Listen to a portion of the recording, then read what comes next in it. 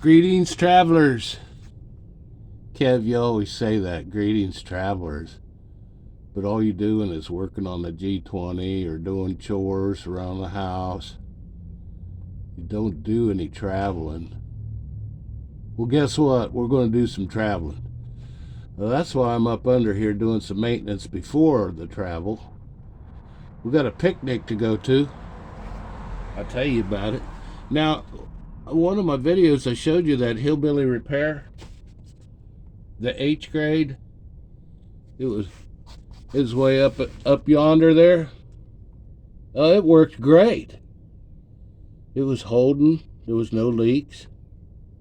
But upon further inspection, the old muffler, right about here on the back of the muffler, had a golf ball size hole. Not good. It's only a 4-year-old muffler, $120. But they're all steel, they're metal, they got a little galvanized to them, so condensation and whatnot rots them out. It's really not the salt air. We don't use salt on the roads, we don't have snow, but we have hot weather and cool nights, and so that's going to cause some condensation on the inside of the muffler. In fact, when I opened that hole up and peeled back the metal, one of the baffles in there was just laying in there. It wasn't attached. It was rotten, bouncing around, causing a ruckus. So we went with the new muffler. This is when you go to the O'Leary's, or when you go to Advice Auto or AutoZoo and you look up 350 V8 Chevy, this is what they give you. And this is a 24-inch muffler. From here to there is 24 inches. Now the stock G20 muffler is 28 inches. That's what I had before. I like to stay stock. But this will work. It's a little bit louder, not much. But this will work on your Impalas and your pickup trucks and anything with a 350 V8. 5.7 liter if you're from Europe. But it's a 350 V8 muffler, $80. I'm going to replace it 4 years anyway, so I don't have the $600 to a $1,500 stainless steel muffler for the G20. We just went with a $80. We added some clamps. This is B grade installation. It's clamped. We could weld it at some point. Was down there refiguring the hillbilly connection. We've cleaned that up a lot better, but you could see inside the catalytic converter from where that connection is. You take that pipe off, you can see up into the cat, and it's got a screen in there that was not rotten or had holes in it. A guy at the store told me run some water up in there, not high pressure, but squirt some water up there and it'll rinse a little of the carbon out. Then start your motor and blow out the excess water. It's not enough water to get up into the engine. It's just rinsing out that cat. Now I suspect maybe the inside of that cat is gone. I don't know if they come apart and rattle or whatnot. We're still getting a little rattle from this system. I don't know where it is. We're doing the tighten up on these clamps every other day. I run it and tighten up. And but this part of Mississippi, this part of the country, there's no smog test, so I could take the cat off, run straight pipe. The O2 sensor is upstream near the engine. There's no O2 sensor downstream away from the cat. In this line here, there's no O2 sensors there, so there's just one up towards the engine. And you could cut the cat out, run a straight pipe. Now I don't know what that's doing with the ECM, the electronic control module that controls fuel, emissions, whatever. It's pretty primitive. It's not a fancy computer or nothing.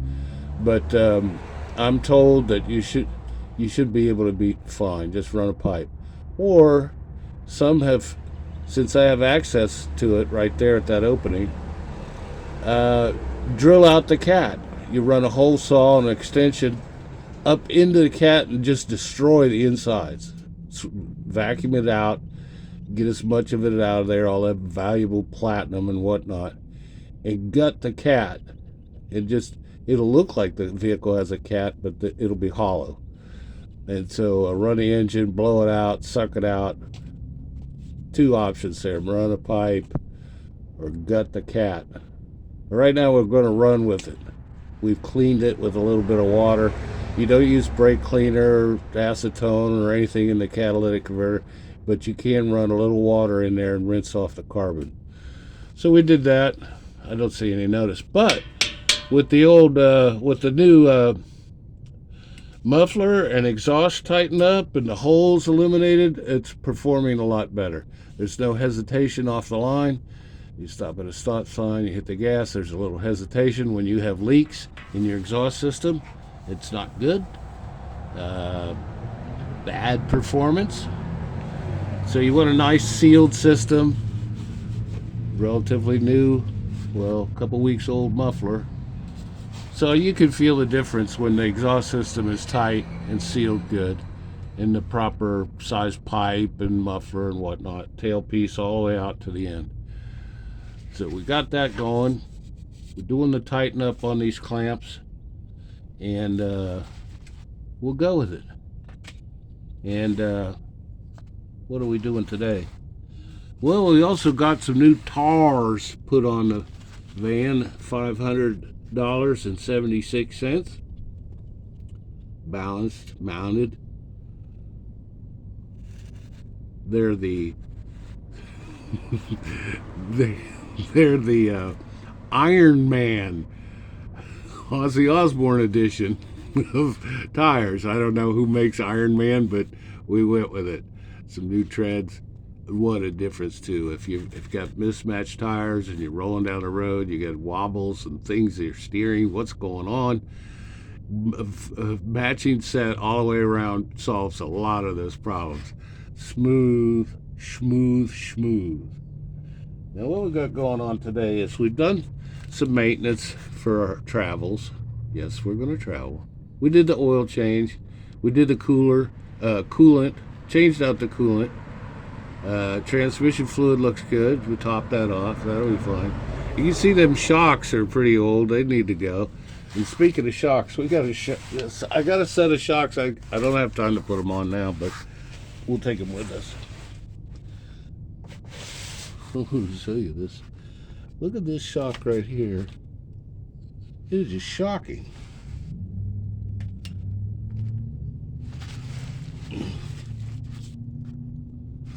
Excuse me. I think you can see it's right here. It's all gutted and rusted out. It's actually upside down. If you put it in, it's upside down. Well, there's my rattle. That's not good. So they work. I mean, they're not. It's not dangerous or anything. They're just old. Up here, you can see. You can see that old shock up there.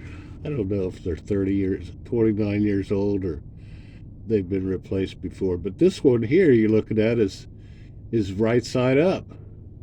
And on the other side, it's upside down. Of course, the water gets in there, and it just, let's see if I can see it. It just rusts that thing right out. So I got a new pair. We'll put them in the van. We'll stow them away, and we get time where I'm going, we might throw them on. I don't think they're really complicated. You got these old bolts. They're not too bad. Put some PB blaster, maybe a little torch, reuse the bolts. I've never done shocks, so I don't know if you take the shock off, does the van collapse? I don't know. Do you need a jack under here? We'll find that out. I don't think it's that critical or difficult. But we do have we have some oil going on. I don't like that. That's coming from the seal. This is the axle housing, and we have our differential. And today we're going to run some new fluid in the differential. Now normally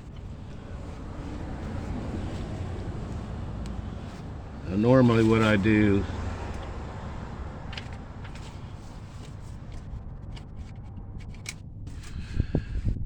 take the cover off, get all the oil out, brake clean in and around the chunk, that total amount of gears in there, the pinion gear and the ring gear and the spider gears is as a whole called the chunk.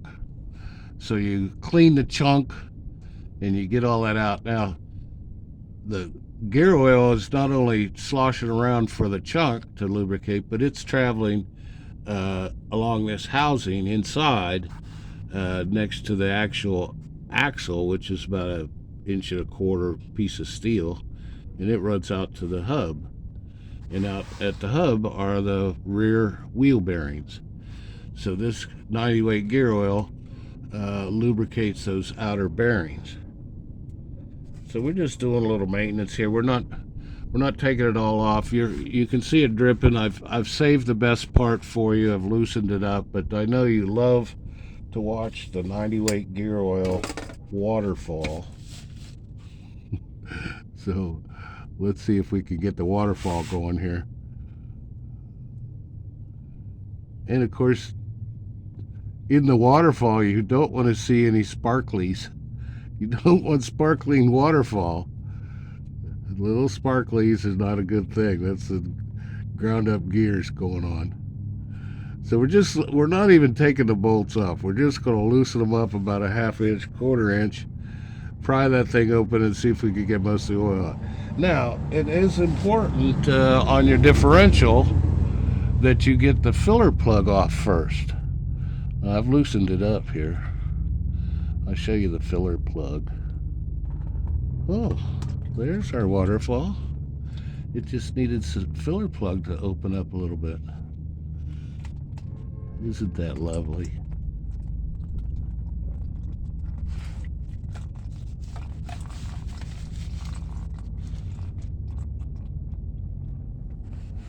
Well, it's not pitch black, so that's good.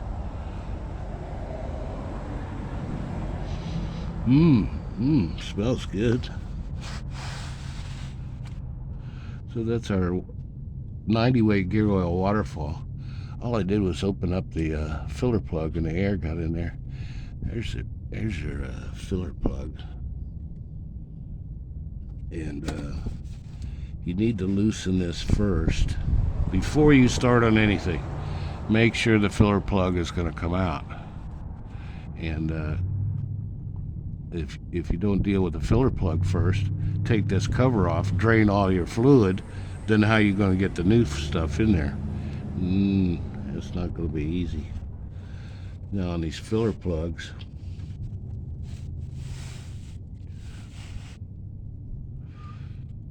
it's a little boogered up, but it's not bad. The stud from your wrench, let's see here.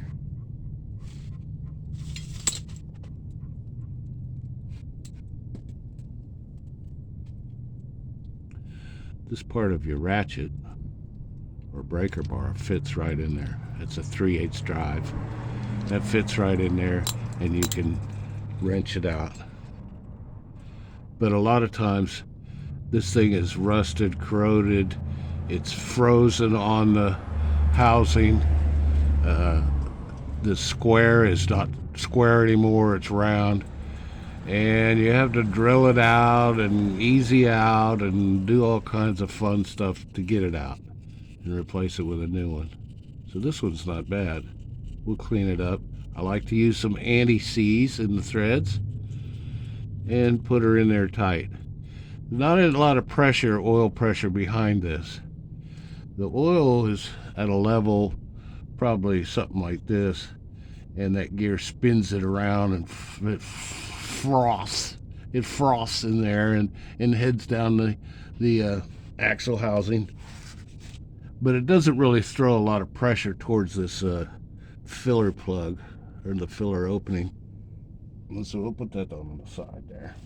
We'll clean that up. A little wire brush, some anti-seize. So I think we're pretty I think we are pretty drained here. Oh yeah, we're pretty drained.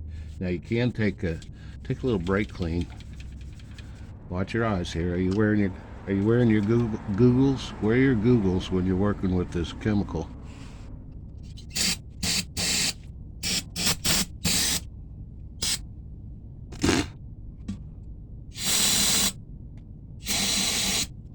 That kind of cleans it a little bit. We're not going crazy with it. We're just changing the fluid. But it didn't look bad anyways when it came out. If it's black as coal and it doesn't smell like oil anymore and it comes out like glue, well, you haven't been in there enough. You need to get in there once a year at least. Well, Cav, you can go 50,000 miles without changing that oil. I'm sorry, I'm fanatic with these fluids. Gear oil, engine oil, coolant. Well, I didn't notice it's a new fuel filter up there, kind of rigged with some zip ties and duct tape because it's not on its proper mount. But it's new. It works. It don't leak. I like changing those fuel filters twice a year, maybe 3 times a year. I don't know what they're putting in the gas these days, but I know when I change it, I get a better performance going uphill. When you're in cruise control, it doesn't want to downshift. It stays because it's flowing. The flow is good. Now, where's this picnic we're going to? Well, it's only 4 states away. Yeah, we're going through the Pelican State, the Lone Star State, the Land of Enchantment, the Grand Canyon State, all the way into the Golden State. Yeah, just for a picnic. It's special picnic. Special picnic at Tilden Park in the East Bay, San Francisco Bay Area, east of Oakland, up over the hill. We've got a golf course, a park, a lake. It's a wonderful spot. And they're going to have a picnic. So I thought I'd drive out there and see it. Now, the picnic's not till the 1st of the month. That'll be June 1st. Today's the 15th. I think we have time to get there. I cross. In fact, this crossing will be my 8th round trip from the eastern United States to California and back. So this will be 16 crossings in my lifetime. So, as they say, been there, done that. Which way we're going? Well, let me get my GPS out. Let's see, where's my GPS? Oh yeah, here's my GPS. Can you see my GPS? Okay, I-10 goes from Jacksonville, Florida, all the way to Santa Monica. And we're going to pick it up in Slidell, Louisiana, which is about 5-10 miles south of here. And we'll go from Slidell to Casa Grande in Arizona. That's where we're going to hook up to the 8. We're going to take an 8 down to the San Diego, which has the best weather in the country. 365 days a year, that's the best weather ever. Oh, they get a little rain in the winter time, but it's beautiful. So we'll trash around there in San Diego a few days, then head up to the bay. But when you hit, let's see, there's Houston. We'll go Houston, And about San Antonio is where the Twilight Zone starts.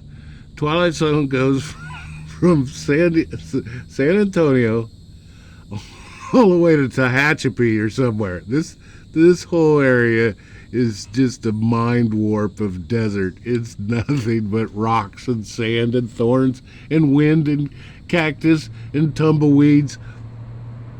In fact, if you want to go to the desert, you don't have to go to Phoenix or Arizona. Just go to West Texas, out there by Mount Davis. That's plenty desert. Just save you some trip out there.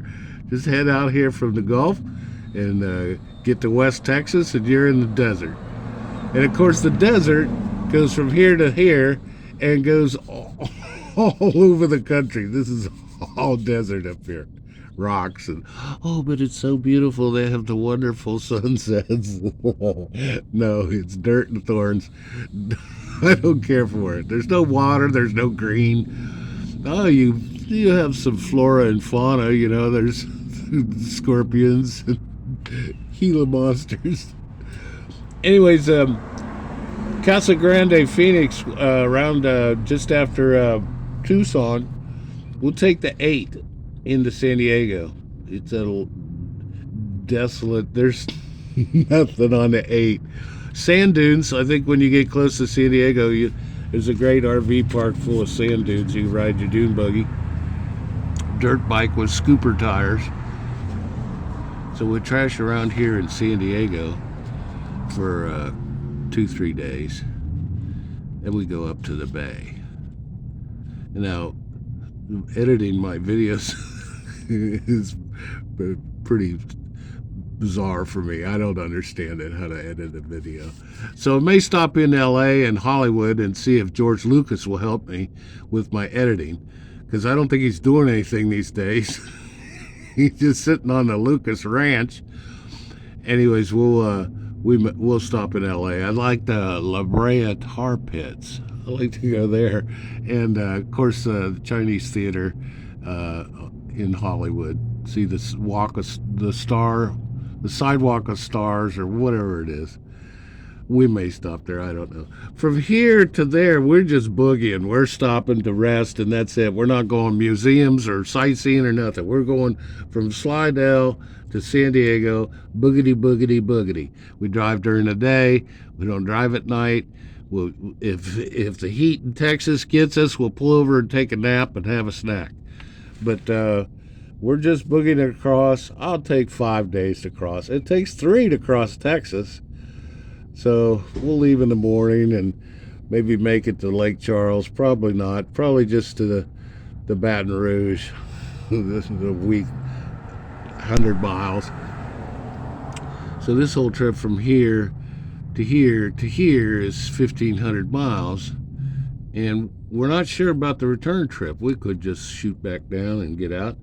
Gas is at $5.50 out in California, so that makes it nice.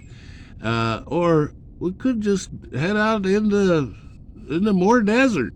Get out there in Nevada and over to Colorado and drop down to St. Louis, go watch a Cardinals game, and make it on back down. We're open to that.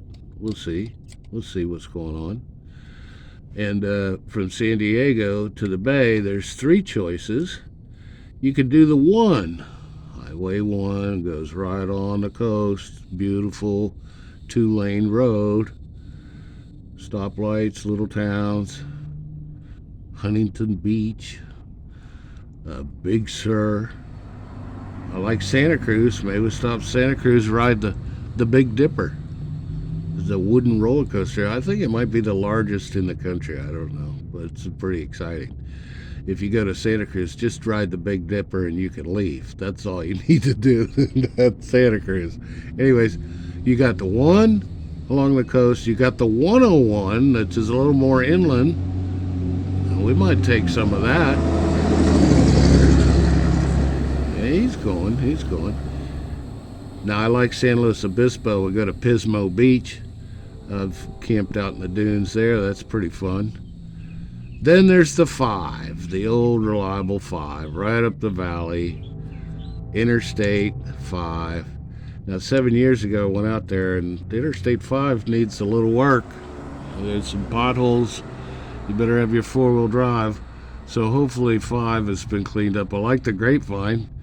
Going up and down the Grapevine, that's pretty nice up there. Pyramid Lake, I think, is up in there. I don't really have time to go up to Owens Valley and the Eastern Sierras. I like to do that, get up in the Gold Country. Maybe on the way out we'll stop in the Gold Country. Don't know. This trip is going to be a month. We'll leave tomorrow the 16th and come back June 16th, June 20th, something like that. It's a good time to cross. May is always good. Not too hot, not too cold, not too windy out here in Quartzsite. Might stop in there and use the $7 shower. I don't know. So that's the plan. We go out here to the bay. We'll hang out here in the East Bay, home of the Oakland Raiders. Oh no, the Oakland Raiders moved. They're down here in Vegas. Oh, well, the Oakland A's are still there, I think. Yeah, they're trying to move out of there. Anyways, we go over to the East Bay, go up over the hill into the valley a little bit, and there's Tilden Park. We've got a golf course there, hiking trails, a lake, picnic spots, and we'll have a picnic one day. That's the plan. And I may go over into San Francisco, see what's going on, and go up to Marin County, cross the Golden Gate Bridge. Who knows? We're just going to trash around, but the main thing here is to get across this Twilight Zone. This is the Twilight Zone. All you'll see out here is the highway and the railroad next. You might see a train. Oh, but the mountains are beautiful, and the sunsets. Oh, the sunsets. Okay, love your desert. The cactus, the thorns, the scorpions. It's just lovely out here. It's just beautiful. Anyways, that's the plan. The G20 is all ready to go. Now, another thing, if you ever go traveling, you want to get you one of these. This is old school. We don't have no GPS. Some lady on the dashboard telling you which way to turn. No, you got this great maps. Great maps. And one thing you'll notice on these maps, which I like to do. What are we looking at here? We're looking at Vermont, which I've not been to. I'd like to go. You got your main interstates and stuff, and your little side highways. But in this map, little red lettering, you'll see little places that are in little tiny red letters are little places that you need to go, like Cold Hollow Cider Mill or Moss Glen Falls. That's right there. So if you get one of these, I don't know if the Google has these little spots in the little red letters. Right there is Burke Mountain. So you want to go to Burke Mountain? There's skiing. You could go skiing at Burke Mountain. But I love that about these old atlases. No, that's the main map. But get the state that you're going to.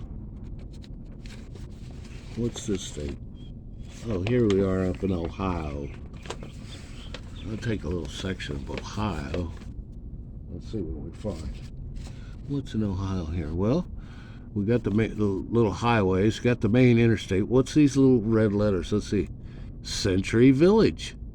You've been to Century Village. How about Alpine Valley? You ever been there? No? Ooh, there's the Holden Arboretum. Well, we got to stop and see that. So these little red things, not much in Ohio, it's a lot of corn, flat. Here's one. There's Sauter Village. I have no idea what Sauter Village is. But if you get one of these atlases and you're one of those traveling types going to see stuff, I recommend it. I don't know, they're $20 or something at Wally World or at the truck stop. You can still get them. Okay, I think that's it. If we see something exciting now, I could do. Here's what travel channels do and nomads. They tell you about something, then they put the camera on the dashboard and they show you, 10, 15 minutes of highway coming at you. And you really can't see anything. It's nothing like when you're actually driving what you can see. And then, of course, you have to have some acoustical guitar music with the visual. You got the highway coming and the guitar going, and you intersperse that in your travel video. It's very popular. I don't understand it. And also you need to stop and cook something. You got to make a quesadilla or something. It makes the travel video. I mean, that's just the whole thing. Forget the waterfalls, the mountains, and the historical landmarks. Cook you a burrito. Oh, you'll get the views. Everybody loves a salad on the side of the road. So get on the side of the road and toss your salad, and you'll get views. Anyways, we don't do that on this channel. If I stop and see something, interesting rock formation or a historical landmark, I'll stop and do a 5-minute video on that and then get back in the van. We have no videos of the van going down the highway and seeing all the sights.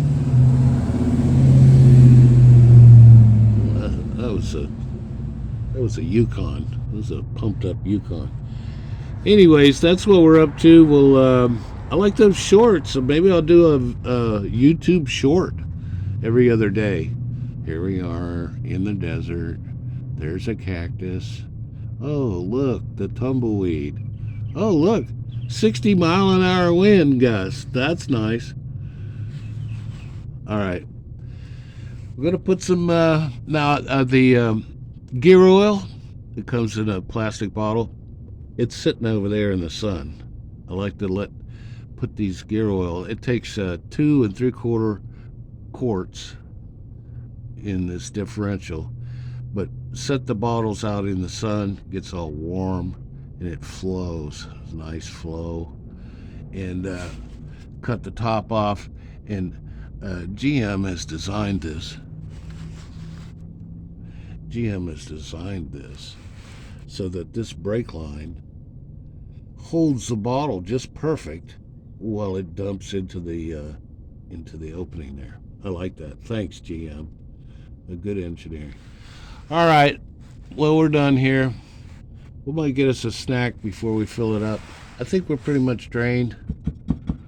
We're drained. We'll throw in some fresh fluid in there. Other than that, we're ready to go. We got tires, we got a muffler, we got an oil change, coolant change.